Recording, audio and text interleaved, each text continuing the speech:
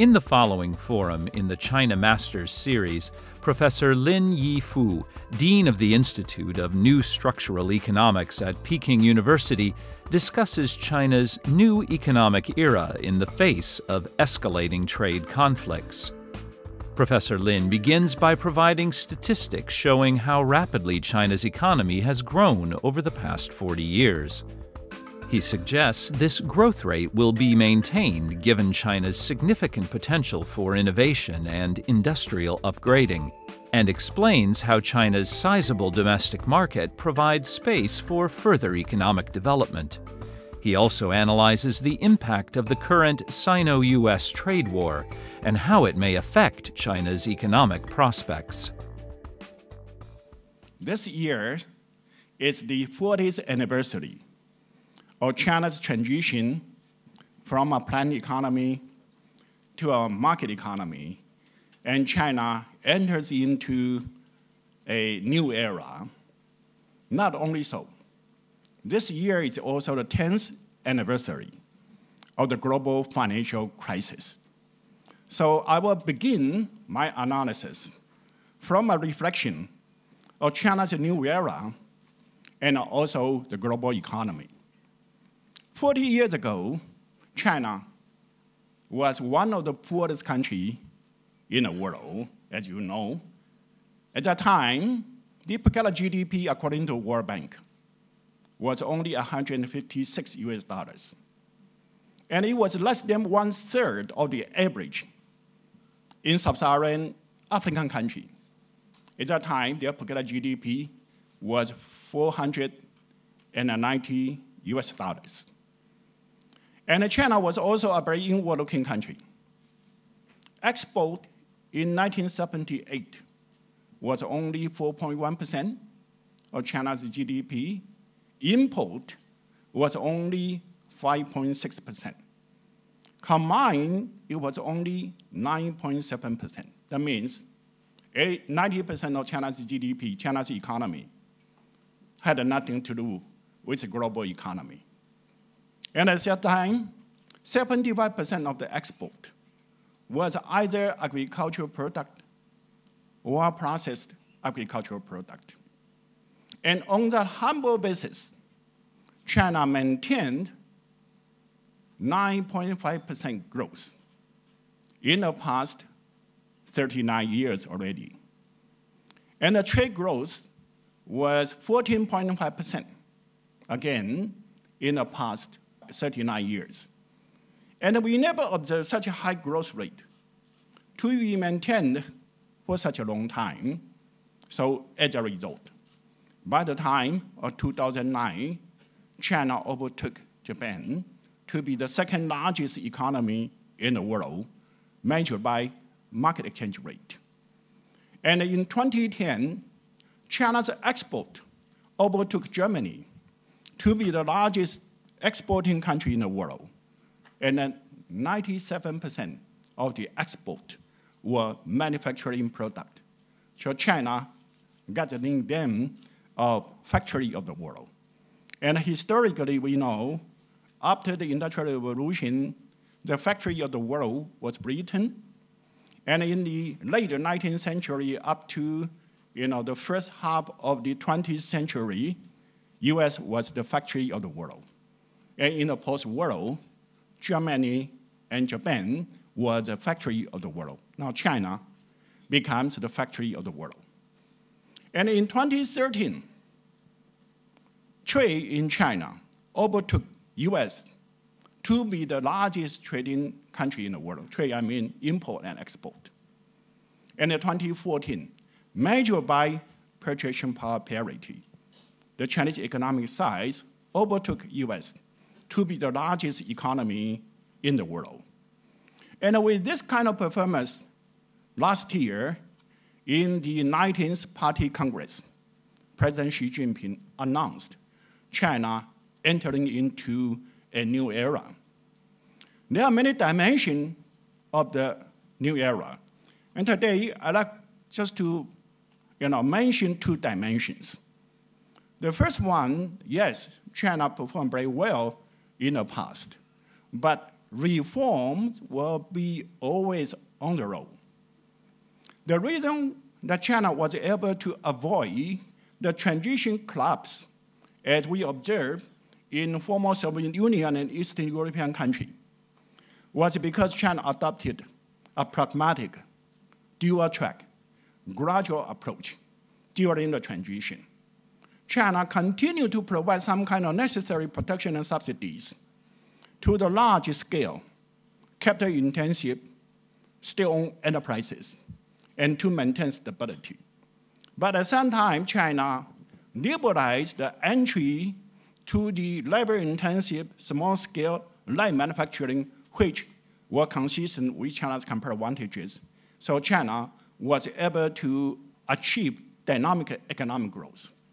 But China also paid cost for this kind of pragmatic approach because the necessity to protect all the sectors means China needed to require the government intervention and distortion in the economic system.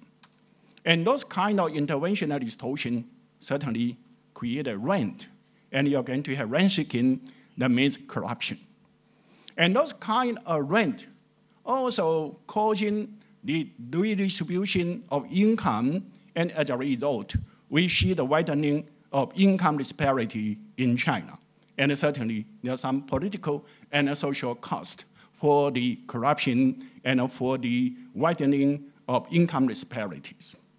Reform need to be continued in a sense that at the early stage of the reform, because China was a poor country, capital was scarce. And those kind of large-scale capital-intensive state-owned sectors, when again China's comparative advantages, without protection and subsidy, they could not survive. And if China tried to remove all the protection and subsidies or distortions, then China will have to face the same situation as in former Soviet Union or Eastern European country, the collapse of economy. So it was right for the Chinese government to provide protection and subsidy at that time. But now China is a high middle-income country. Capital is not scarce anymore. And then many of those older sectors turn from when, again, China's comparative advantage now become China's comparative advantages. Protection and subsidy is unnecessary anymore.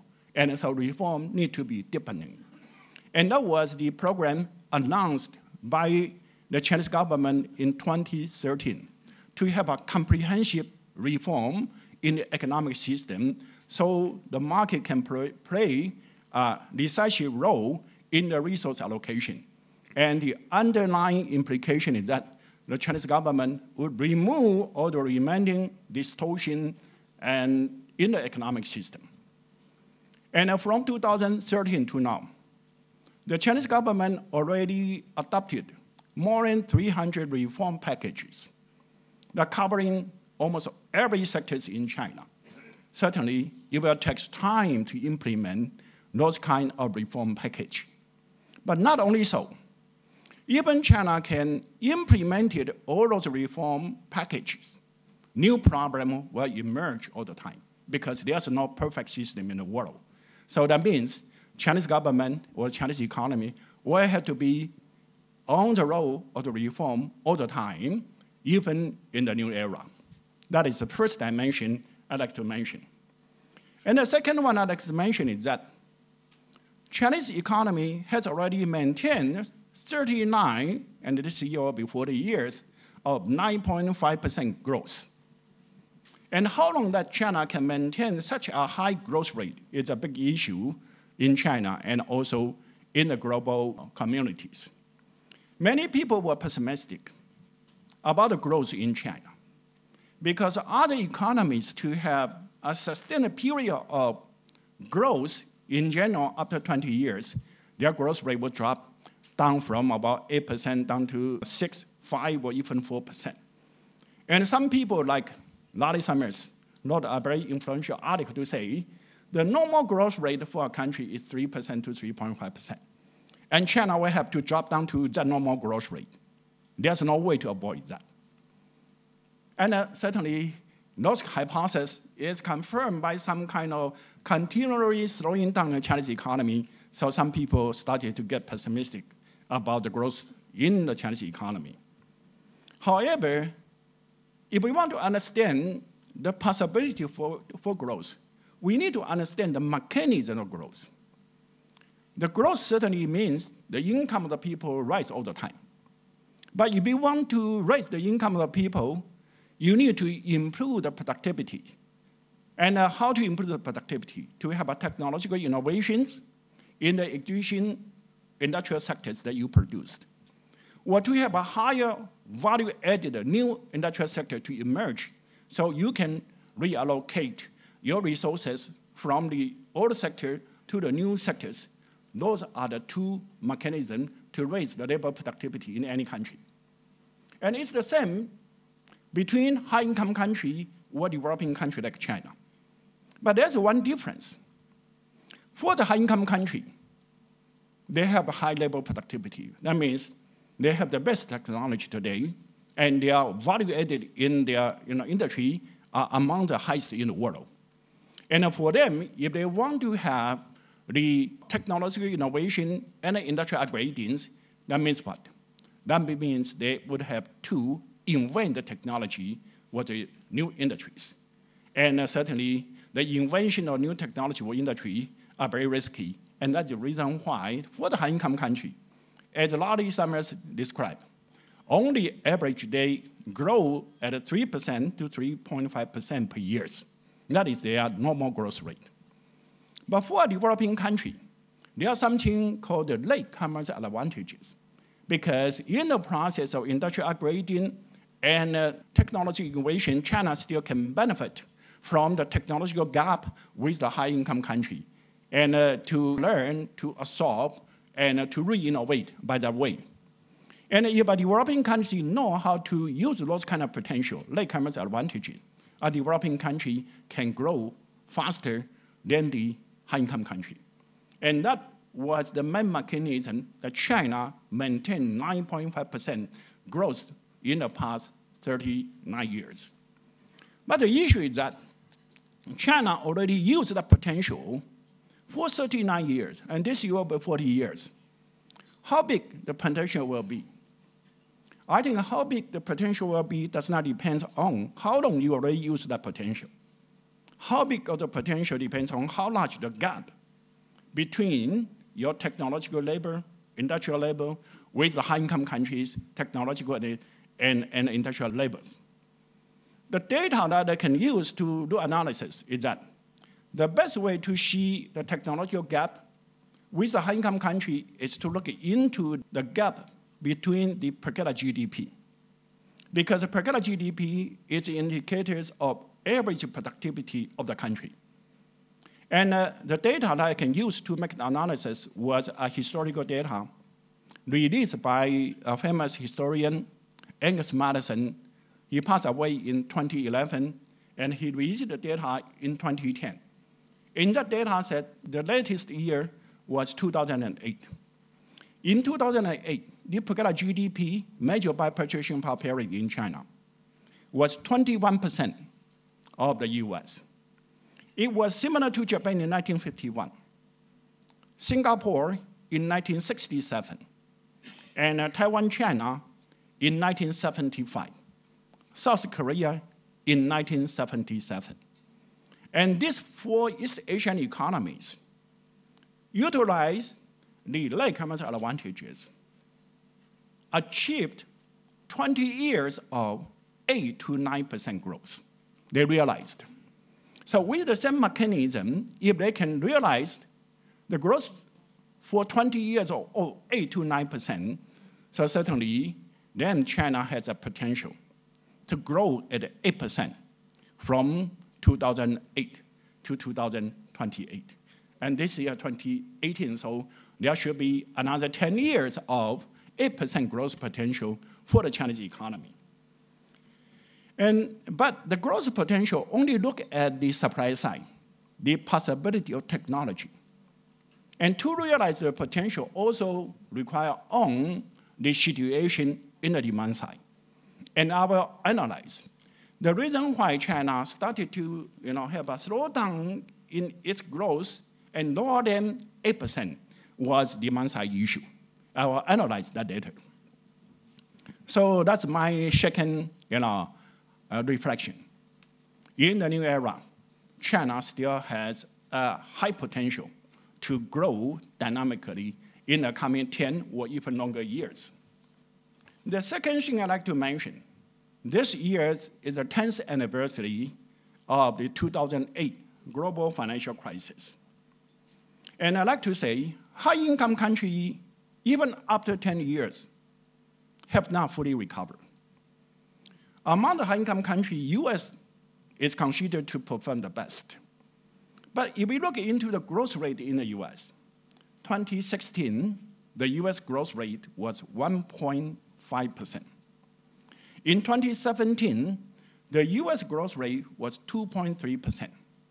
And this year, many people are a bit about the US growth. But according to the IMF and the World Bank prediction, this year, the US growth rate is likely to be 2.7%.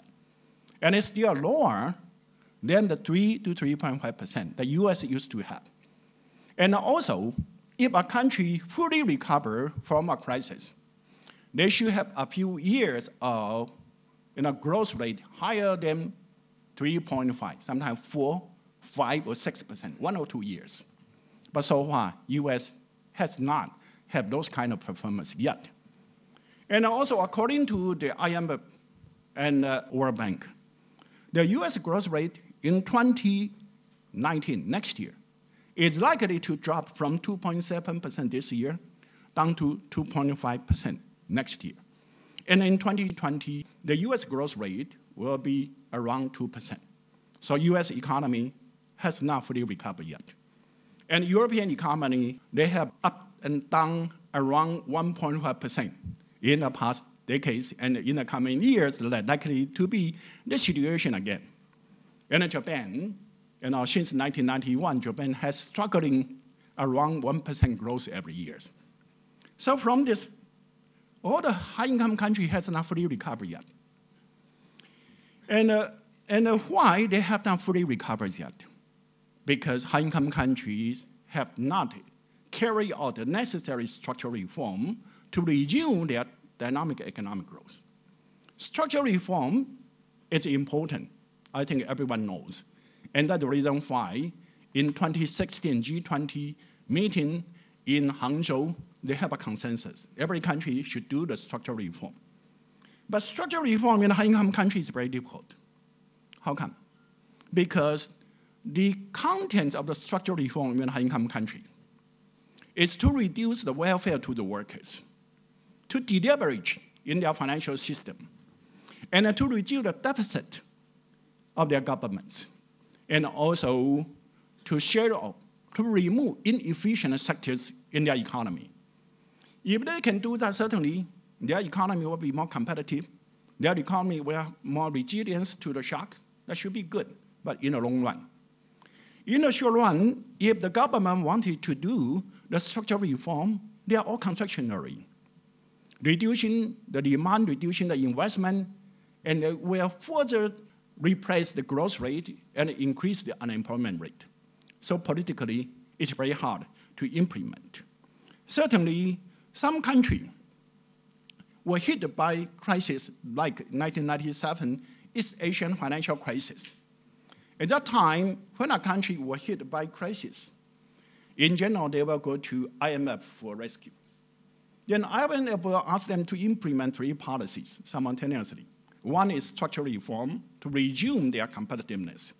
Second one is to devalue their currency, so to increase their export and create a space for their structural reform. And then the IMF will give them certain funds to weather through the transition period. But this time, these 3 prescriptions were not applicable. The main reason is because all the high-income countries, they encounter the crisis simultaneously. They all have the structural problems. And if they want to do the structural reform, they need to create space for that. And traditionally, the way to create a space for that is to increase the export by devalue the domestic currency. But since all the high-income countries, their products are competing in the global markets. And if one country wants to use devaluation as a way to create a space for their structural reform, the other country will also devalue and causing the competitive valuation as a result. No country has a space to carry out structural reform. So the theme of secular stagnation, again, advocated by latecomer, is likely to be a scenario for the high-income country in the coming decades. The crisis has been 10 years already, and very likely the high-income country will follow the step of Japan to have lost decades, 20 years or more. And what is the implication of that? With this kind of very slow growth and slow recovery, and we know high-income countries use monetary expansion to create some demand to avoid the further drop in their economy.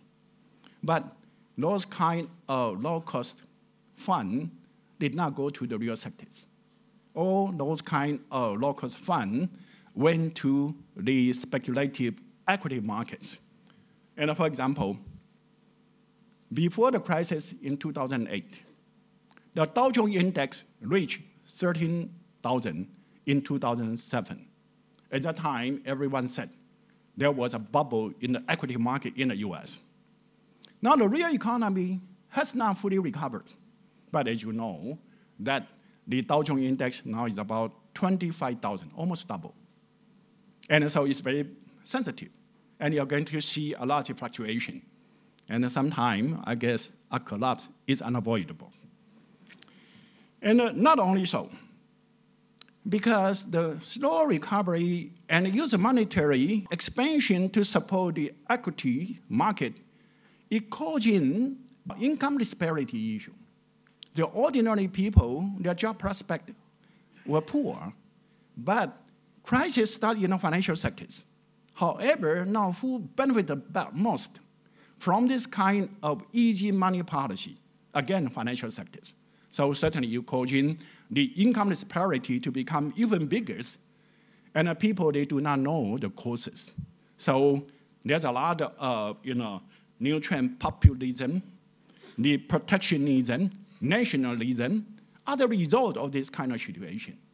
And because of that, unexpected event happened, Brexit and the election of Trump to the president of the US are the consequence of that. And this also had consequences on other countries, especially the developing countries.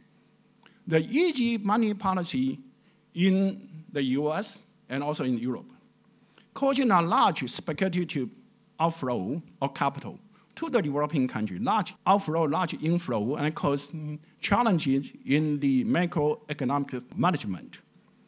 But also the slowing down in the economy replaced the trade.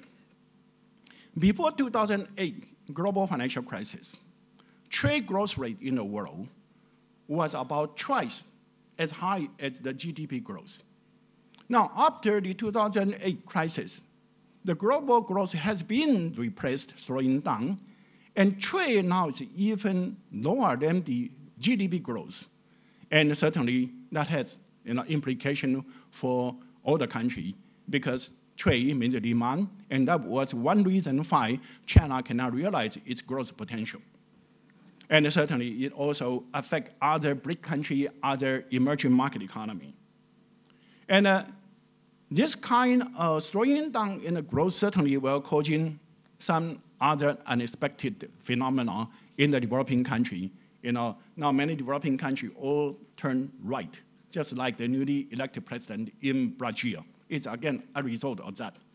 And the slowing down in the growth certainly also deprived the job opportunity in many parts of the world. So you see a large out-migration of refugees from North Africa to European countries and so on. And so I think we need to prepare. The world is going to have a lot of challenges and uncertainty in the futures. And again, this backdrop, the US-China trade conflicts is a consequence of this kind of new situation. Certainly, Trump, he was elected on the basis that there's a large trade deficit in the US, and Trump used that as a way to win the elections because people were unhappy about their current situation, and they did not know the true reason, and they only saw that there was a large US trade deficit. And so after Trump was elected, he charged high tariff rate on all the major trading partners. And China certainly is one of the focus. Because in 2017, 44% of the US trade deficit was with China. And so China became the largest target.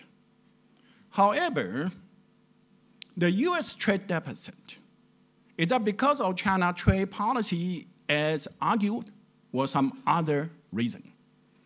On the surface, it seems to be China take advantage of the US because China started to have a trade surplus with the US in 1985. At that time, it was very small, only 60 million, only 0.3% of the US trade deficit. And last year, it reached 370 billion and was 44% of US trade deficit. So China seemed to gain a lot of the trade with the US. However, US was the highest income country in the world after the Second World War. And the US after the Second World War started to advocate free trade, and in the free trade, certainly, US will import goods which US did not have competitive advantages. And certainly, as a high-income country, US did not have competitive advantages in labor-intensive manufacturing goods. So in the 1950s and 1960s, at that time, US imported a lot of labor-intensive products from Japan, and the US had a trade deficit with Japan. By the time of 1960s, 1970s, Japanese wage rate rose up, and so this kind of labor-intensive manufacturing goods, the production shipped to South Korea, Taiwan, China, Hong Kong, and Singapore, and the US started to have trade deficit, not only with Japan, but also with these four East Asian dragons. By the time of 1980, when China started to transit to the market economy, and happened at that time, the East Asian economies, their wage rate also went up. And so they relocate those kind of labor-intensive manufacturing from the East Asian economy to the mainland China.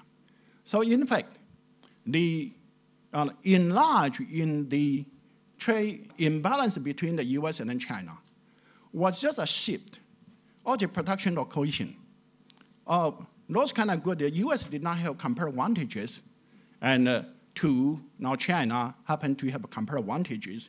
However, even now China contributes 44% of the US trade deficit.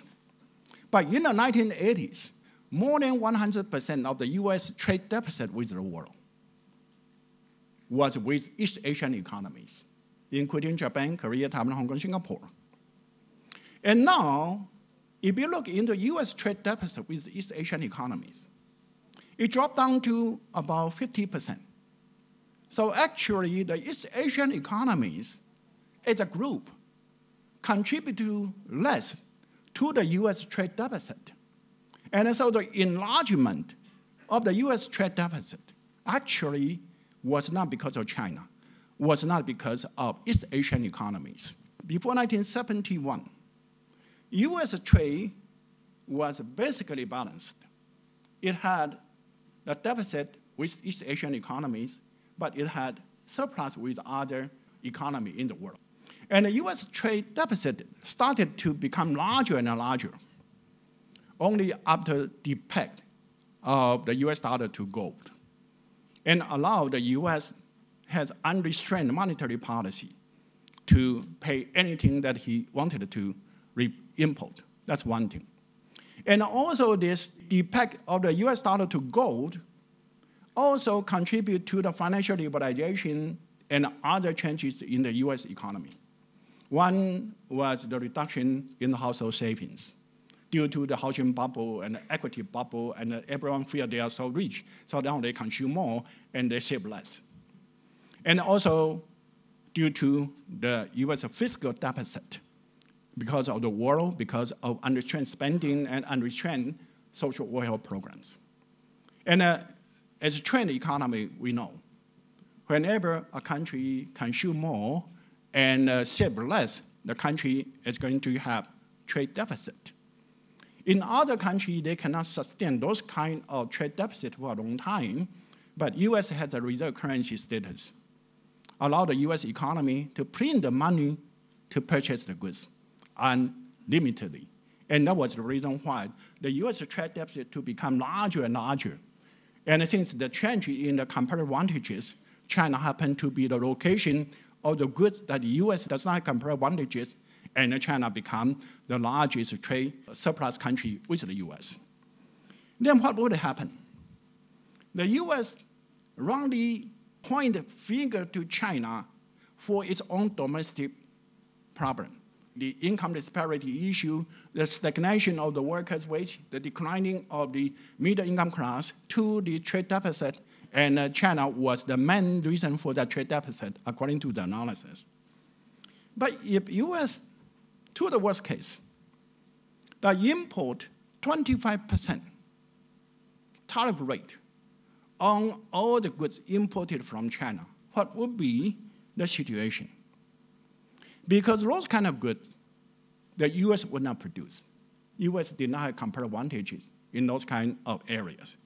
So if US import those kind of tariff rate, either US will have to continue to import those kind of goods, which US does not have comparative advantages, so US will continue to import from China. Consumer will have to pay 25% more. Or the producer use Chinese import as input will also have to pay 25% more.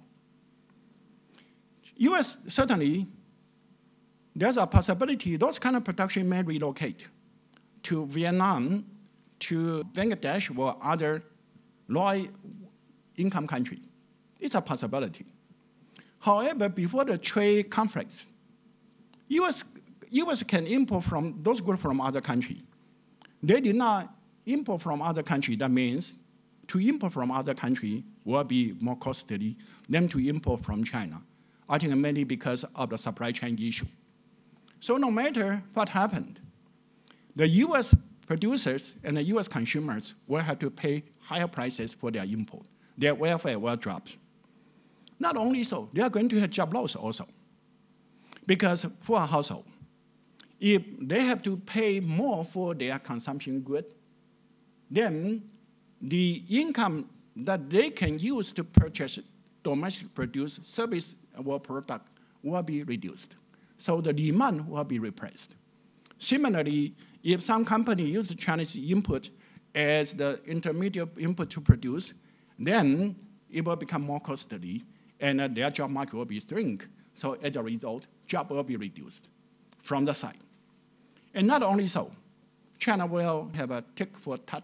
China will also raise the tariff rate for the import from US, and the US will reduce its export to China, will reduce the job. So the second consequence is that the job in the US will be reduced. And not only so, the deficit, the trade deficit in the US will increase because US, on the one hand, need to pay more for the imports, and the US will export less. And under the kind of situation, certainly the trade deficit in the US will increase. So trade war certainly is not good for China, but it's also not good for the US economy and for the US people. But we cannot control that, right? So let's estimate. If US impose the high tariff rate according to what the US said, then what would be the impact on the Chinese economy? And according to the some moderate estimation, likely the Chinese growth rate will be reduced by 0.5 percentage point if all the pledge has been implemented. China certainly will be affected, and that will be about 5 percentage point of the China's growth. But how high China's growth is going to be, that's the issue, right? And as I said, China, up to 2028, has a potential of 8% growth.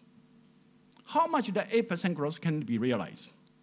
On the one hand, depends on the global economy, and I seem to be pessimistic about the global economy, so the export cannot be as, grow as rapidly as in the past. Now, assume the situation, there was no trade war, but the global economy is slowing down. That assume the first scenario. And about that scenario, if China wants to maintain a reasonably high growth rate, China will have to rely more on the domestic demand. And the domestic demand has two sources. One is investment demand. The other one is consumption demand. So we can look at investment. Does China still has good investment opportunity? That should be the question. But in fact, China still has many, many good investment opportunity. The first one, even though we talk about excess capacity in the Chinese economy and so on, yes, China has some excess capacity. But all those excess capacity are in the medium or low value added sectors. China can continue to have an industrial upgrade into higher value added sectors. And China can also be very competitive in the new economy. All those are good investment opportunities. And will generate high return to the investors. Secondly, China can also improve the infrastructure. China made a lot of investment in the infrastructure in the past, mainly to link a city to other city, like highway, high-speed train, airport, port facilities. But inner city infrastructure in China is still very poor. And China can also make investment in those kind of areas. And that will generate high social return. And the third area of investment is environment. In the past 40 years, growth rate in China was very high, but environmental deterioration is also very alarming. And China needs to improve the environment. And the improvement in environment also require the investment. And the fourth area of investment is urbanization. Last year, the urban population was 58.5% of China's total population, 58.5. But we know all the high-income countries, their urbanization rate exceeds 80%. So China is still on the process of urbanization. When rural people move from rural areas to urban areas, they need housing, they need to have public services, and all those areas require investment. So China still has many, many good investment opportunities. This is something China, as a middle-income country, differs from the high-income country. Like in the US, in European countries, or in Japan. With the slowing down or recession in the economy, they should make investment. However, they don't have good investment opportunity. Their industry are already on the global frontiers. And the slowing down means there's some excess capacity in those kind of sectors. And so if they want to make investment, they will have to find new industries. But new industries are very hard to find. And as a result, they don't have good investment opportunity for upgrading industries. And the infrastructure in a high-income country, they have the infrastructure already. It may be old. But if you want to improve the older infrastructure, that means you are digging a hole, paving a hole. And the productivity cannot be increased. But developing countries like China, infrastructure is a bottleneck. So the make investment in the infrastructure will improve the productivity. But make investment in the infrastructure in a high-income country will not contribute to the growth, the future growth. And that's the reason why the high-income country, they have so-called Regardian equivalence. And many people against the government to use infrastructure investment as a counter-cyclical interventions. And a high-income country, the environment is also good. Urbanization has already reached the maturity. So they don't have good investment opportunity. That is one thing China differs from other high-income countries during the same slowing down in the global economy. And if you want to make investment, you need to have funding. And competitively, China is also in a very good shape because they combine the government deficits, both central government and local governments. The combined deficit in China it's only 57%. And we know high-income country, their deficit in general exceeding 100%. Other developing countries in general also exceeding 100%. And not only 57%. China used most of those deficits to make investment in the infrastructure and so on. So there's some asset there. And last month, IMF released a new paper to say, when we talk about the government deficit situation, we should not only look at the deficit. We also need to look at the equity, the asset side. And the Chinese government used the deficit to make investment, and those kind of investment always create the asset. So the net debt in China, actually, it's much smaller than the 57% indicated. And if we talk about issue about the government deficit, actually it's not the level of the government debt. You know, when I say 57% government debt, actually including those kind of investment vehicles and implicitly guaranteed by the local government. Those are all combined. And if we talk about the government debt in China, the main issue is not at the level. The main issue is the local government in the past. They cannot have a deficit. So they use investment vehicle to borrow short-term money from banks or shadow banking to make long-term investment. So there was some kind of term mismatch. Now with this understanding, in 2015, the central government changed its policy, allowed the local government to issue infrastructure investment bonds. Those are long-term instruments to finance long-term infrastructure investment. So with that, I think that if necessary, the central government in China can start another run of fiscal expansion to support infrastructure investment. And not only the government is good financial position, the private sector actually is also in a very good financial position, because saving rate in China is around 50%, among the highest in the world. As long as the people have the confidence about the future.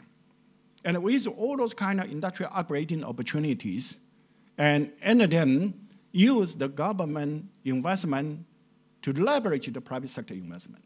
And there's a big potential there. And the third one, that if you want to make investment, certainly you need to import equipment, technology, machinery. And China has $3 trillion of reserve, among the highest in the world. Those are the advantage of China. And this is also make China differ from other emerging market economy.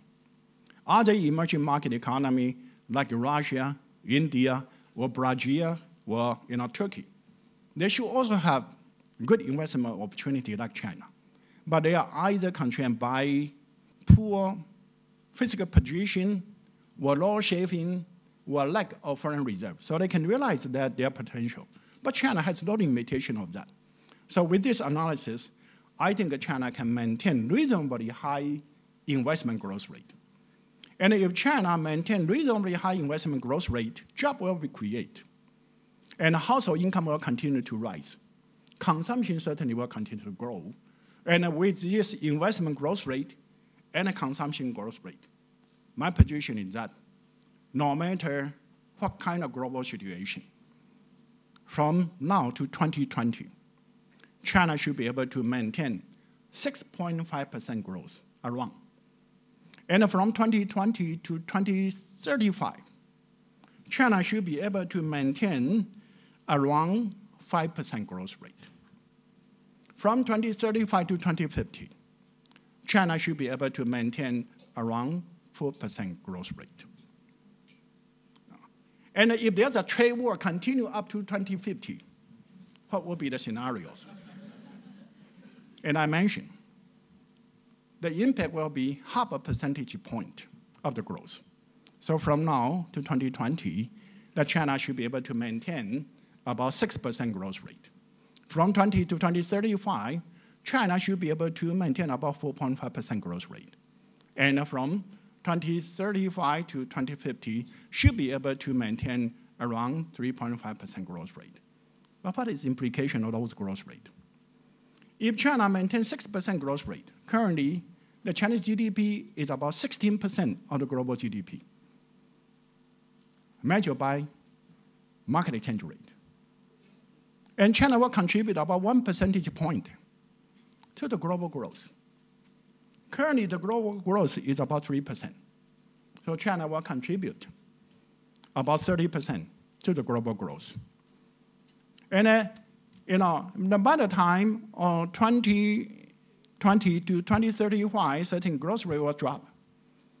But the Chinese economy will continue to be enlarged, right?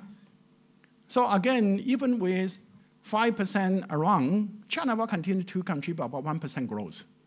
And global economy is likely to be around 3%. China will continue to contribute about 30% of global growth. And similarly, even after 2035, China is likely to continue to contribute about the 30% of growth.